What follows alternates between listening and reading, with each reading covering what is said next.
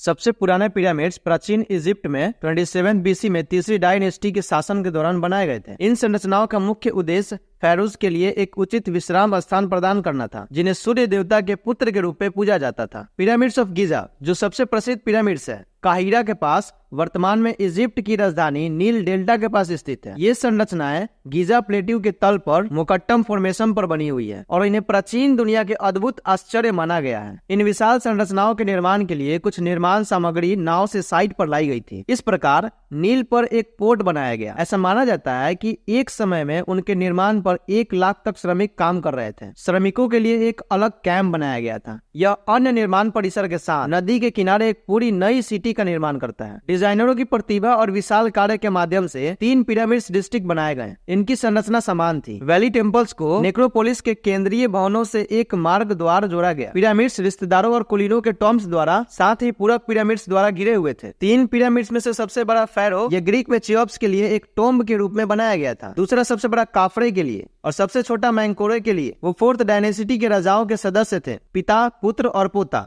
The great pyramid of Giza, जो pharaoh CHEOPS के लिए बनाया गया था, सबसे पुराना है और 7 प्राचीन आश्चर्यों में से एकमात्र है जो अभी भी अस्तित्व में है। चीन की दीवार के अलावा यह सबसे बड़ा ज्ञात प्राचीन संरचना है। The sides of the pyramids, चारों ओर की दिशा 4 प्राथमिक दिशाओं की ओर है और उनकी लंबाई लगभग 230 मीटर है। इसका आधार क्षेत्र, जो 4 फुटबॉल पिचेस के बराबर है, लगभग पूरी तरह क्षैतिज है। 137 मीटर ऊंची यह संरचना लगभग 2 मिलियन पत्थर के ब्लॉक्स से बनी हुई है, जो प्रत्येक का वजन 1.5 से 10 टन है। इस विशाल टॉम्ब का कुल वजन 5 मिलियन टन तक पहुंच सकता है। इसे पॉलिश की गई सफेद चूना पत्थर की टाइलों से ढका गया था। पिरामिड का मूल एंट्रेंस उत्तरी दिशा पर प्रवेश द्वार को छिपाना ग्रेव रोवर से संरचना रक्षा करने का एक तरीका था। प्रवेश द्वार के पीछे एक मार्ग पिरामिड के अंदर शाखा बुद्ध होता है और वही मार्ग एक अधूरे भूमिगत दफन कक्ष की ओर जाता है। चढ़ाई करने वाला मार्ग ग्रैंड गैलरी और रानी कक्ष की ओर जाता है। ग्रैंड गैलरी के शीर्ष पर एक मार्ग को फैरो के कक्ष तक ले जाता है, जो फैरो का मकबरा है, उसके सैकोफेगस के लिए अंतिम विश्राम स्थान। पिरामिड के अंदर वायु मार्ग थे